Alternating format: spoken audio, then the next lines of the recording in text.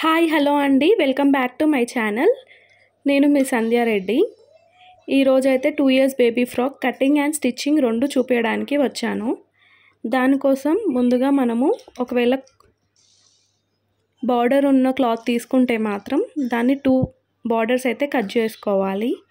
అది పెద్దదైనా చిన్నదైనా ఒకవేళ మన సైజ్కి తగ్గట్టుగా ఉంటే ఆ సైజ్కి కొంచెం ఎక్కువ తక్కువ చేసుకొని కట్ చేసుకుంటే ఆ బార్డర్ మనము బాడీ పార్ట్ లాగా కూడా యూజ్ చేసుకోవచ్చు. ఇది ఓన్లీ 2 ఇయర్స్ బేబీ ఫ్రాక్ కాబట్టి ఒక 10 ఇంచెస్ అయితే సరిపోతుంది.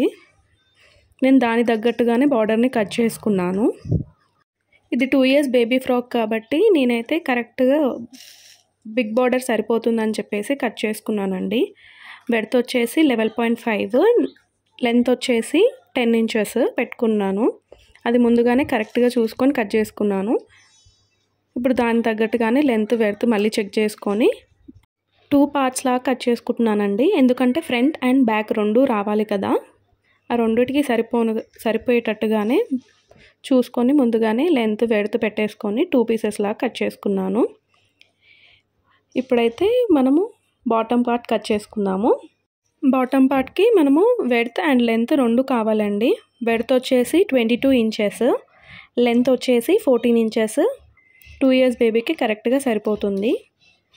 దీనికోసం కూడా మనము 2 పార్ట్స్ మీద క్లాత్ మీదనే కట్ చేసుకోవాలి. అండ్ అది కూడా ఫ్రంట్ అండ్ బ్యాక్ రెండు వచ్చేలాగా. లెంత్ వచ్చేసి 14 ఇంచెస్, వెడ్త్ వచ్చేసి 22 ఇంచెస్. ఇవి రెండు మార్క్ చేసుకున్న తర్వాత 2 పార్ట్స్ లాగా కట్ చేసుకోవాలి. అది ఫ్రంట్ అండ్ బ్యాక్ వచ్చేలాగా.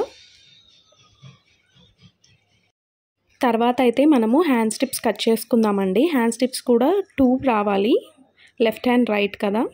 10 ఇంచెస్ లెంత్ తీసుకోండి అండ్ 3 ఇంచెస్ వెడ్త్ తీసుకోండి. 2 పీసెస్లా కట్ చేసుకోండి. ఇది కూడా 2 హ్యాండ్స్కి. హ్యాండ్ స్ట్రిప్స్ కట్ చేసుకోవడం అయిపోతే మన కటింగ్ అయితే అయిపోతుందండి. దీంతో బాడీ పార్ట్ వచ్చేసింది, బాటమ్ పార్ట్ వచ్చేసింది అండ్ హ్యాండ్స్ కూడా వచ్చేసాయి కదా. నెక్స్ట్ అయితే స్టిచ్చింగ్కి వెళ్దాం పదండి. స్టిచ్చింగ్కి మనము ముందుగా రాంగ్ పార్ట్ని చూసుకొని మిడిల్కి ఫోల్డ్ చేసుకొని నార్మల్ స్టిచ్ వేసేసుకోవడమే అండి. 2 హ్యాండ్స్కి కూడా అంతే. రైట్ సైడ్ కరెక్ట్ సైడ్ కాకుండా రాంగ్ సైడ్ నుంచి మాత్రమే స్టిచ్ వేయాలి, ఎందుకంటే అది మళ్ళీ టర్న్ చేస్తే రైట్ సైడ్ వస్తుంది. ఫస్ట్ అయితే లెఫ్ట్ అండ్ రైట్ రెండు పీసెస్ని కూడా ఒకటేసారి స్టిచ్చింగ్ వేసేసుకోండి, అలా అయితే కన్ఫ్యూజన్ ఉండదు. చూడండి, సెకండ్ పీస్ కూడా రాంగ్ సైడ్ నుంచి మాత్రమే స్టిచ్చింగ్ వేస్తున్నాను నేను. 2 హ్యాండ్స్ స్టిచ్చింగ్ అయిపోయిన తర్వాత ఏదన్నా తీసుకోండి, సేఫ్టీ పిన్స్ కానీ లేకపోతే ఏదైనా టెస్టర్ తీసుకొని దాని హెల్ప్ త్రూ మనమైతే రివర్స్ చేసుకోవాలండి. అప్పుడు మనకి కరెక్ట్ సైడ్ అనేది వచ్చేస్తుంది హ్యాండ్స్ పార్ట్. ఇదంతా నిదానంగా చేసుకోవాలి, లేకుంటే స్టిచ్చెస్ ఊసిపోవడానికి ఛాన్సెస్ ఉంటాయండి. అందుకే మనం నీట్గా చేసుకోవాలి. 2 సైడ్స్ అయితే వచ్చేసాయి కదా హ్యాండ్ స్ట్రిప్స్. నెక్స్ట్ అయితే బాడీ పార్ట్ స్టిచ్ చేసుకుందామండి. దానికోసం మనము కరెక్ట్ వైపు నుంచే స్టిచ్ చేసుకోవాలి. రెండు క్లాత్ ఈక్వల్గా పెట్టేసుకొని ఒక స్టిచ్ వేసుకోవాలి. First two body parts front and back. Next అలా అయితే ఏమి ఉండవు ఈ ఫ్రాక్కి.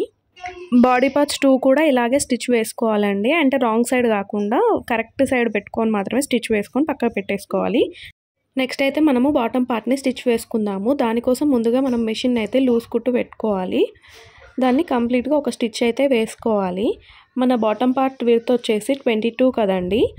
మనము దాన్ని కంప్లీట్గా 11.5 వచ్చే వరకు గ్యాదర్స్ చేసుకోవాలి. అంటే బాడీ పార్ట్ విడ్త్, ఎందుకంటే body part and bottom part రెండు కూడా మనం ఒక స్టిచ్ వేసుకోవాలి. Next same front and back రెండు పార్ట్స్కి కూడా సేమ్ ఇదే విధంగా గ్యాదర్స్ చేయాలండి.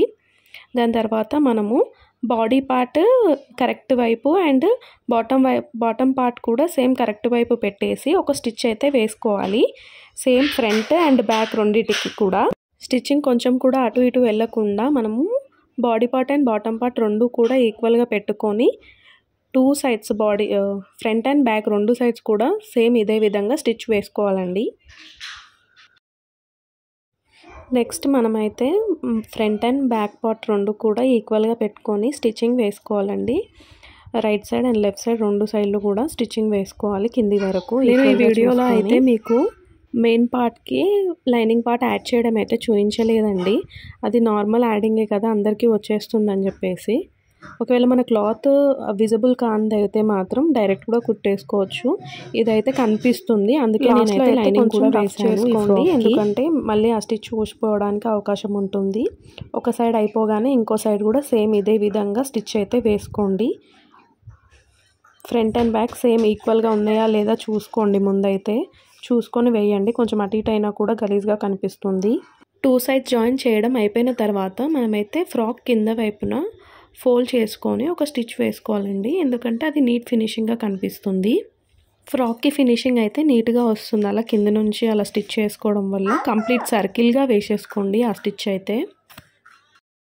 ఆ స్టిచ్చింగ్ అంతా కూడా అయిపోయిన తర్వాత బాడీ పార్ట్ని అయితే సెంటర్కి ఫోల్డ్ చేసుకోవాలండి. సెంటర్లో 2 సైడ్స్ బ్యాక్ అండ్ ఫ్రంట్ రెండు వైపులా కూడా మార్క్ చేసుకోండి.